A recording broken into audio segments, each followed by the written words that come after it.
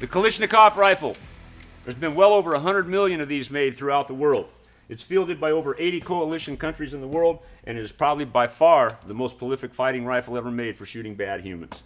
Now, hasn't always been that popular in this country. I mean, we're the Americans, we have M4s, but it's becoming a lot more popular, so we thought we'd throw a little bit of information at you. So stand by for AK 101. I'm Jim Fuller from Fuller Phoenix. All right, so you decided you needed an AK, and you've done your research and found out that they are all over the place, and my God, which one do I really need? If you've checked the prices, you can see that these things run anywhere from $500-600 up as high as $3,000 or $4,000.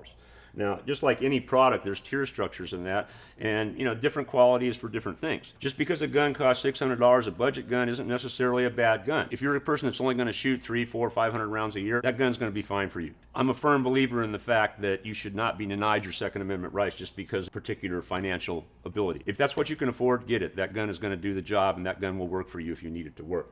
If you need to go up to something, if you're a guy who trains, who shoots a lot, you're going to put, a few thousand rounds a year through that gun or more, you're going to need to look for a better gun, because the budget guns, they generally don't hold up to that kind of abuse too well. You get into the arsenals, some of the imported guns. Unfortunately, we don't get a lot of these imported guns anymore because of sanctions. Don't get me started on that one. But because of that, we don't really have a whole lot of choice of foreign AKs anymore. Some of the American products are getting better. We've seen a few guns out there on T&E and a few right now, which are actually showing to be pretty good. Americans are starting to get this stuff right, and we're starting to build some pretty good quality parts here now. So just because a gun is an American-made gun, a lot of people say, oh, it's trash because it's American. That's not necessarily true anymore. Some of these guns are getting pretty good. Are they a Russian AKM? No, not yet, but they're getting close.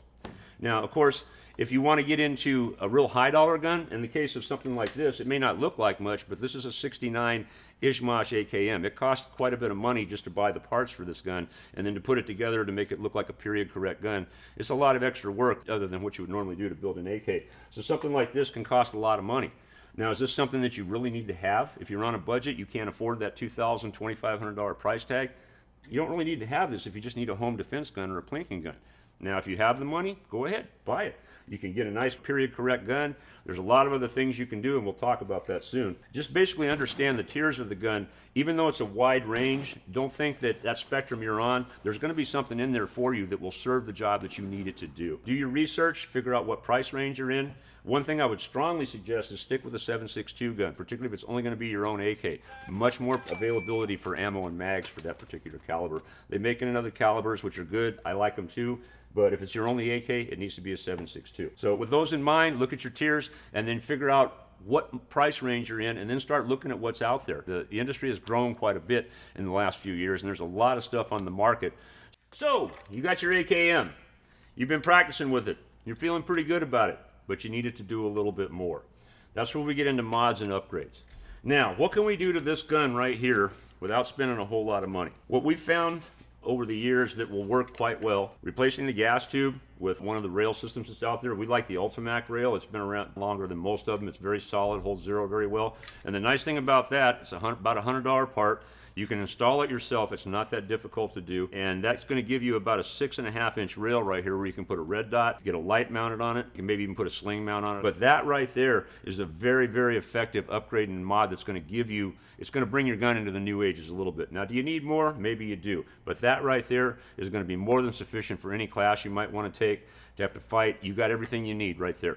And you haven't spent that much money, and you can do it yourself. You don't need a gunsmith for that. Now, there's a lot of stuff out there. If you have a side rail on your gun, RS Regulate makes a really nice side rail that you can mount something up here. That's a nice way to go, but you got to have a side rail for that. If you don't have that, that's going to be a gunsmithing item. It's not something that's easy to do on your own. But that's another option as well, without spending a whole lot of money, depending on what you put into your optics. As you know, optics, flashlights can get expensive. But that's a really inexpensive way to take a basic AKM and make it a serious fighting rifle. Now, you can go further. You can go to something like this if you like. This is one of my rifles. I really like this rifle a lot, and it's really been built for my personal taste that I wanted to do. I built this gun to do a lot of different things. It's set up to take a magnified optic on this top cover here. I've got it set up, like I said. You see here what I talked about with the AKM, aim-point flashlight on an Ultimac rail. This is not an Ultimac rail, it's an Netco. But you can see right there, that's the main working parts of this gun right here. It's no different than running an AKM.